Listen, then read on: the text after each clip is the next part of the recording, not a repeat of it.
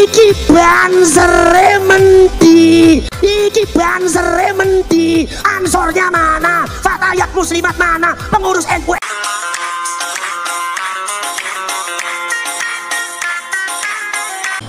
Assalamualaikum warahmatullahi wabarakatuh. Saudara sekalian fi ayyi makan, khususnya para muhibbin dan juga para mukiman.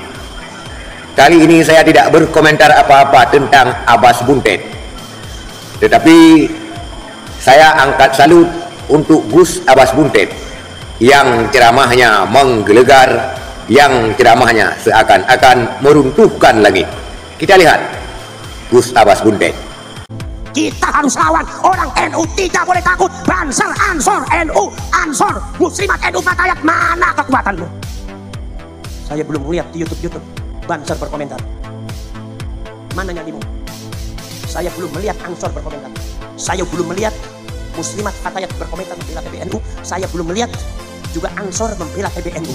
Tapi yang ada adalah Laskar Sabila bergerak dari Demak, Laskar Sabilillah Madiun, Laskar Sabilillah ada di Karawang, Laskar Sabilillah yang ada di Madiun, Laskar Sabilillah yang ada di Banyumas, Laskar Sabilillah yang selalu bergerak. Iki bansere menti, Ansornya mana? Fatayat Muslimat mana? Pengurus NU, MBC NU-nya, ranting NU-nya, PBNU-nya mana? Tidak ada pembelaan sama sekali terhadap PBNU secara organisasi.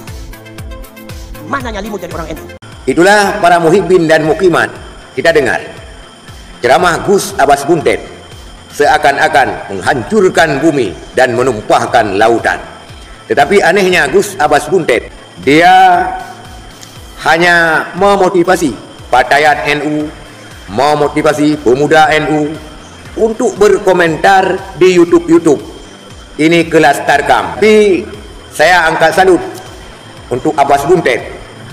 Kalau ceramah yang begini-beginian, tidak ada yang tanding sama Gus Abbas Buntet. Seandainya ada anak-anak di samping Abbas Buntet yang ceramah, anak tersebut pasti terkejut, bahkan bisa stres. Patut diancung jempol.